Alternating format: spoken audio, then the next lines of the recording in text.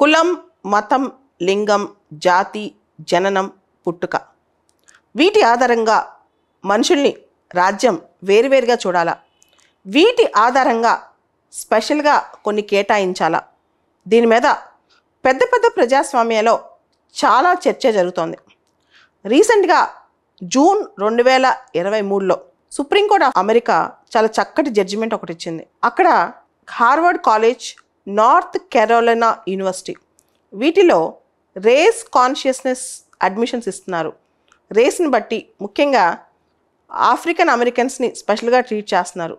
బ్లాక్స్కి ఎక్కువ సీట్లు ఇస్తున్నారు, అది తప్పు అని చెప్పి చాలామంది కోర్టుకు వెళ్ళారు. స్టూడెంట్స్ ఫర్ ఫెయిర్ అడ్మిషన్స్ అని చెప్పి ఒక గ్రూపు కోర్టుకు వెళ్ళిందనమాట. హైయర్ ఎడ్యుకేషన్లో అఫర్మేటివ్ యాక్షన్స్ వద్దు, ఉన్నత విద్యలో రిజర్వేషన్స్ వద్దు అని చెప్పి అమెరికన్ సుప్రీంకోర్టు ఆ తీర్పులో చెప్పిందనమాట. సో కులము, మతము, జాతి, జననము, లింగము ఆధారంగా వివక్ష చూపించొద్దు ఉన్నత విద్యలో అని చెప్పి, స్పెషల్గా కూడా ఎవరిని ట్రీట్ చేయొద్దు అని చెప్పి. పెద్ద పెద్ద ప్రజాస్వామ్యాల్లో ఖచ్చితంగా డీప్ రూటెడ్ ఇన్ఈక్వాలిటీస్ ఉంటాయి, చాలా లోతుల్లోకి వెళ్ళిన అసమానతలు అనమాట. దానికోసం రిజర్వేషన్స్ అని ఇండియాలో, కోటా సిస్టమ్ భారతదేశంలో, అమెరికాలో అఫర్మేటివ్ యాక్షన్స్ అని, రకరకాల దేశాల్లో పాజిటివ్ యాక్షన్, పాజిటివ్ డిస్క్రిమినేషన్ అని ఇలా చాలా చర్చలోకి వస్తున్నాయి అనమాట. అయితే పెద్ద పెద్ద ప్రజాస్వామ్యాల్లో ఎవరైతే ఉన్నత శ్రేణి వర్గాలు ఉంటారో, ఎవరైతే ఆల్రెడీ బాగా పైకొచ్చి ఉంటారో వాళ్ళు రివర్స్ డిస్క్రిమినేషన్ అని దీన్ని క్వశ్చన్ చేస్తారు.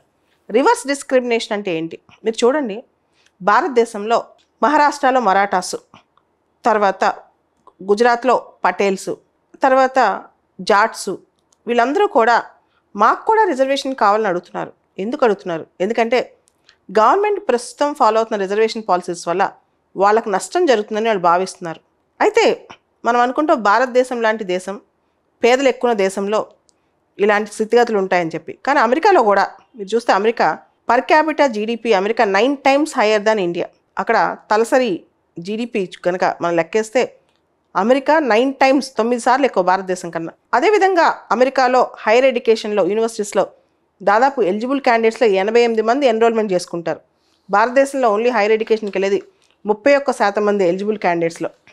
అయితే అమెరికాలో 1960 దశకంలో సివిల్ రైట్స్ మూవ్మెంట్ స్టార్ట్ అయింది, పౌర హక్కుల మూవ్మెంట్స్. బ్లాక్స్కి ఎప్పటి నుంచో స్లేవరీ ఇదంతా ఉంది, వాళ్ళకి రిజర్వేషన్స్ ఇవ్వాలి అని చెప్పి.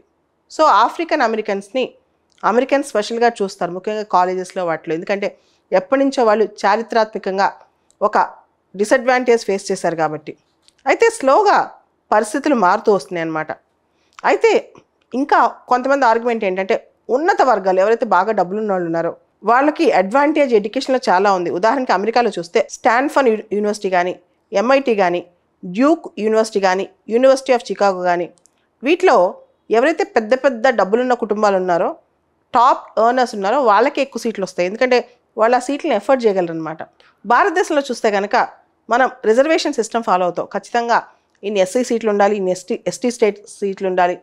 అదేవిధంగా ఓబీసీలకి, నాన్ క్రీమీ లేయర్లో ఉన్న ఓబీసీలకి ఇంత సీట్స్ ఉండాలి, ఇవన్నీ మనం చూస్తాం అనమాట. ముఖ్యంగా SC ST కేటగిరీలో మనం ఆర్థికపరమైన ఇంజస్టిస్ చూడం, సామాజికపరమైన ఇంజస్టిస్ చూస్తాం.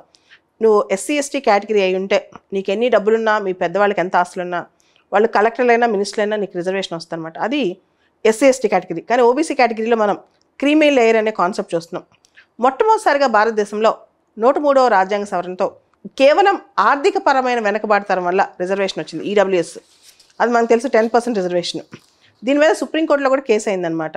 ఎందుకు జనరల్ కేటగిరీ వాళ్ళకే 10% రిజర్వేషను, దానిలో SC ST OBCని ఎందుకు విత్డ్రా చేశారు అని చెప్పి అడిగితే లేదు, కేవలం పేదరికం ఉన్నంత మాత్రాన కూడా రిజర్వేషన్ ఇవ్వచ్చు అని ఫస్ట్ టైం ఇండియాలో 2019 నుంచి ఎకనమిక్ బ్యాక్వర్డ్నెస్, ఆర్థిక పరంగా వెనకబడతనం కూడా ఒక క్రైటీరియా అని చెప్పి ఓవరాల్గా నెమ్మదిగా రిజర్వేషన్ కోటా సిస్టమ్ అనే అంశం మీద, లేదా అమెరికాలో అఫర్మేటివ్ యాక్షన్ అనే అంశం మీద చాలా వినూత్నమైన జడ్జిమెంట్స్ వస్తున్నాయి.